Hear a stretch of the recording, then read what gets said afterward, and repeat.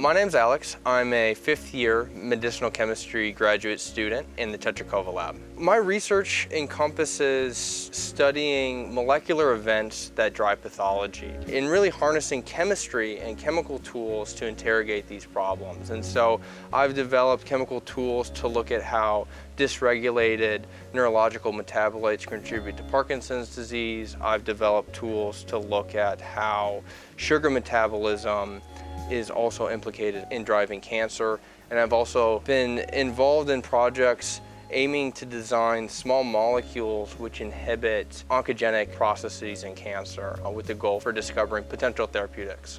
I was always drawn to medicinal chemistry because it's an applied science of using chemistry to solve really important biological problems.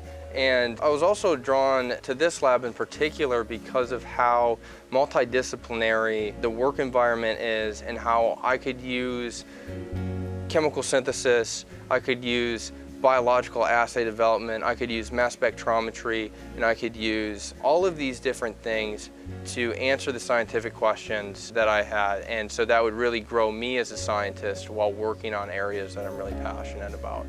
I'm really working towards trying to understand molecular events that drive pathology. And so using a lot of those chemical tools that I kind of described earlier, in a sense to, if we better understand the molecular events that initiate cancer or contribute to neurodegeneration, we will be able to have a better scientific underpinning of how to come up with disease-modifying therapeutics and drive the next innovations in medicinal chemistry and therapeutic discovery. All of these projects are really exciting because they're on the cutting edge of epigenetics and cancer research and neurodegeneration. Because it's on the cutting edge, it's also very challenging because you're doing stuff that no one has ever really done before. You're really pushing the boundaries. That's what makes this environment so exciting to be a part of, because sure, you're doing experiments and trying to move in directions that there's not a lot of precedent for. But that's why it's a really great place and a really great environment to be a part of, because you really get to push the envelope of what's scientifically possible. When I was evaluating where I wanted to do my PhD, I was really drawn to the University of Minnesota because of the tremendous abundance of resources that we have here. So one, being part of a financial institution of an R01 caliber university, there's really no cost limits that you have to worry about. Everything's on the table. And that goes in parallel with all the instrumentation and all the state-of-the-art facilities that we have here. Any experiment that you want to do, that is available to you on campus with all the expertise that we have. And the chemical biology core here is also really, really strong. We have collaborations between medicinal chemistry, and the biochemistry department that really accelerate and enable a lot of research by bringing in expertise in many different areas.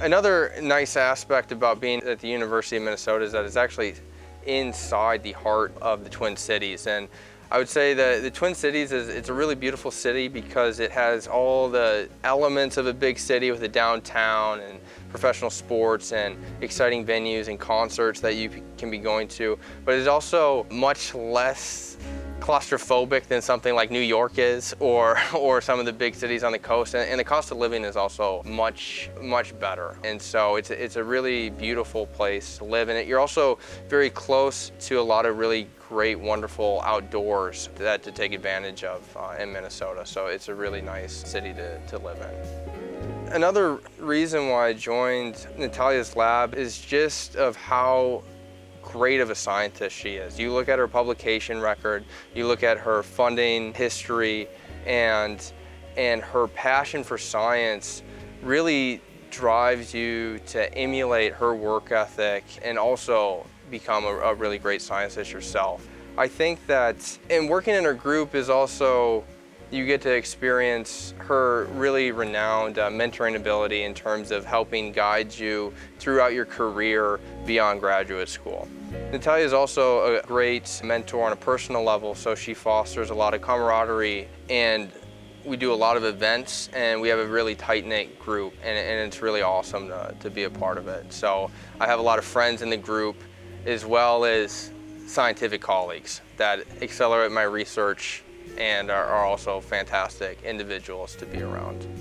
My advice for potential graduate students and postdocs is one about being persistent about the scientific pursuit. And as I alluded to earlier, since our lab is really working on the cutting edge of different areas, you face a lot of adversity in terms of experiments not working the first time.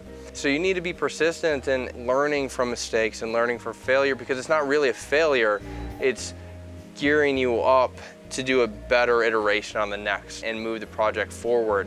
And you know, you can have that at high motor internally, but it also really helps to have a lot of support around you. And so in Natalia's group, we have experts in organic synthesis, in mass spectrometry, and biochemistry, and we can all come together as a group to really drive the research forward and to tackle those really important questions in the areas of epigenetics and cancer development and therapeutic development.